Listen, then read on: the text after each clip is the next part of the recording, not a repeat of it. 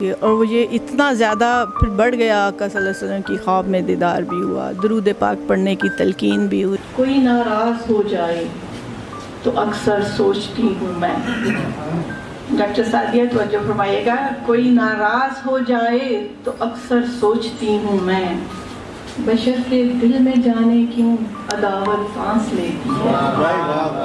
السلام علیکم ڈیئر ویور، دس از رفیق انٹرویو والا فرام لاہور پاکستان۔ اور آپ جانتے ہیں بہت ساری شخصیات سے آپ کو ملواتا رہتا ہوں۔ اس وقت میں کاسموپولیٹن باغ جناح لاہور میں موجود ہوں۔ یہاں پر میرے ساتھ ایک عظیم شخصیت موجود ہیں جو فرانس میں مقیم ہیں، وہاں پر رہتی ہیں اور وہاں پر رہ کر اپنے سبق کو بھلایا نہیں ہے۔ وہاں پہ عشق مصطفیٰ کی بات کرتی ہیں، روح محمدی کی بات کرتی ہیں، تصوف کا وہ بھولا ہوا سبق ہمیں دوبارہ وہاں بیٹھ کر یاد دلاتی ہیں۔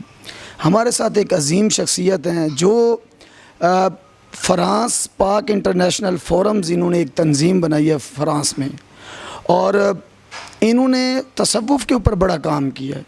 ان کی غزلیات کے کچھ مجموعے ہیں جی، ایک ہے دل سمندر تو ذات صحرا ہے، ایک ذرا تم ساتھ میں رہنا، روح عشق، اور انہوں نے ناول بھی لکھے ہیں۔ ایک ناول انہوں نے جو لکھا ہے روح آشنا، بڑا مشہور و معروف ہے، اور اس پر ہمارے لاہور میں ایک معروف یونیورسٹی کی ایم فل کی طالبہ نے اس پر تھیسس بھی کی ہے۔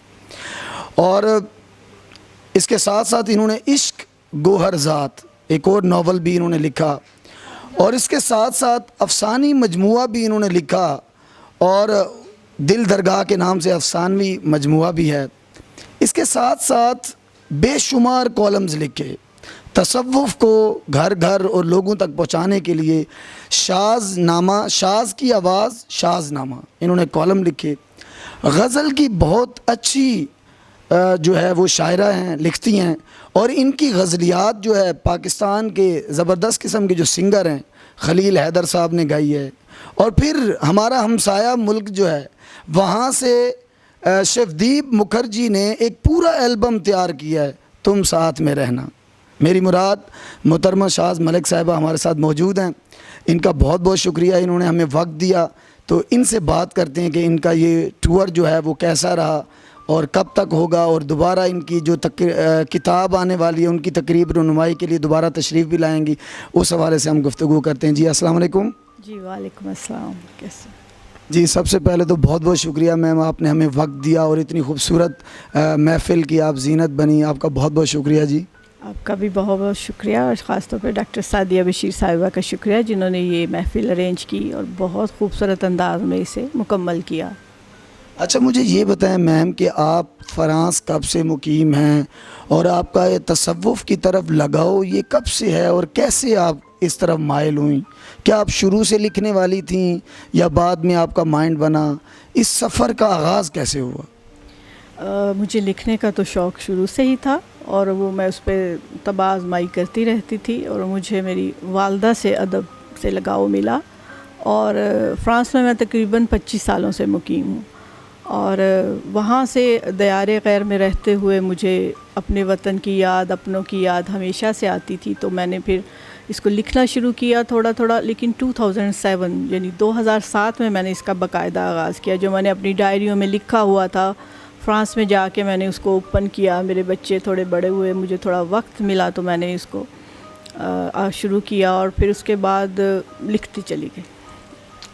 ماشاء اللہ جی۔ اچھا مجھے یہ بتائیں کہ ہمارے ہاں عام طور پر پاکستانیوں کا یہ مزاج بنا ہوا ہے کہ جو امریکہ چلے جاتے ہیں، آسٹریلیا چلے جاتے ہیں یا فرانس چلے جاتے ہیں، وہ انتہائی آزاد خیال لوگ ہوتے ہیں اور دین سے بہت دور ہوتے ہیں، تو آپ کو یہ روح محمدی اور عشق مصطفیٰ اور اس کو کالمز کی صورت میں، شاعری کی صورت میں یہ تھیم کیسے آئی، کہاں سے بنا یہ مزاج، اور پھر آپ نے کس طریقے سے شروع کیا؟ تھوڑا سا اس کے بارے میں کائنڈ۔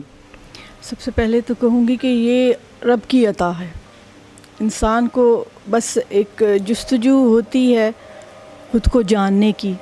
تو میرا آقا صلی اللہ علیہ وسلم سے محبت شروع ہوئی جب ایک دفعہ جب ڈنمارک میں آقا صلی اللہ علیہ وسلم کے خاکوں کی بات ہوئی، تو میں بڑا روئی، اور میں نے کہا کہ کاش میں کچھ کر سکتی، اور پھر جب میں نے یہ سوچا کہ مجھ کچھ کر سکتی، تب سے پھر میرے دل میں یہ شمع روشن ہوئی، اور پھر مجھے मिलती गई, रहनुमाई मिलती गई और मैं लिखती चली गई। और वो ये इतना ज़्यादा फिर बढ़ गया, आका सल्लल्लाहु अलैहि वसल्लम की ख्वाब में दीदार भी हुआ, दुरूद पाक पढ़ने की तलकीन भी हुई, और फिर उसके बाद मैं ये जो लिखती हूँ अल्लाह से मोहब्बत, मुझे सजदा अता हुआ, और बस मैं अपनी रूह को जहाँ देखती हूँ वहाँ सजदे में देखती हूँ। तो फिर जब ये सब कुछ मुझे अता होता है तो उसमें मैं तरमीम नहीं करती, वो जैसा मुझे मिलता है, अता होता है, उसको फिर मैंने शाज़नामा के नाम से लिखना शुरू किया आर्टिकल्स। और अभी तक मैंने बहुत ज़्यादा आर्टिकल्स लिखे हैं लेकिन शाया नहीं किए, लेकिन इंशाल्लाह जल्द शाया करूँगी। और अभी मेरी किताब आई है रूह इश्क शायरी की, तो वो मैं इंशाल्लाह दिसंबर में आऊँगी, तो इंशाल्लाह उसकी रहनुमाई करूँगी इंशाल्लाह ताला, तकरीब पज़ीराई होगी उसकी इंशाल्लाह। बहुत बहुत शुक्रिया। अच्छा, मुझे ये बताइएगा कि आपका फ्यूचर प्लान क्या है? जैसे कि आपने किताब के बारे में तो बता दिया कि आप इंशाल्लाह दिसंबर में आएंगी तो उसकी तकरीब रहनुमाई भी होगी, इसके अलावा आपका फ्यूचर प्लान क्या है? आप किस पर काम करना चाहती हैं? जैसे आपने तंजीम भी बनाई, उसके क्या मकासद होंगे, क्या अहदाफ होंगे, उसके बारे में काइंडली बताइए।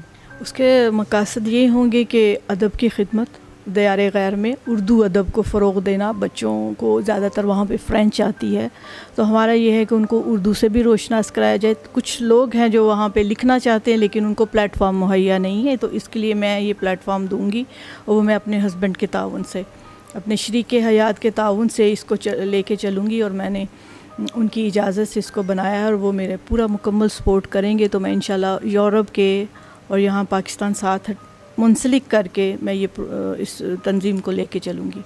तो ज़्यादा मकासद यही है कि अदब की खिदमत, नए शोरा को वहाँ पे लाइब्रेरी का क़याम, ताकि जो हमारे शोरा जिनकी किताबें आती हैं, वो एम्बेसडर साहब से मेरी मुलाकात होगी तो मैं उनसे रिक्वेस्ट करूँगी लाइब्रेरी के लिए। बेसिकली यही है कि जो लोग लिखने वाले हैं, अदब से वाबस्ता हैं, उनको थोड़ा आगे लाया जाए, थोड़ा प्लेटफॉर्म मिले कि वो भी अपनी सलाहियतों का इजहार कर सकें।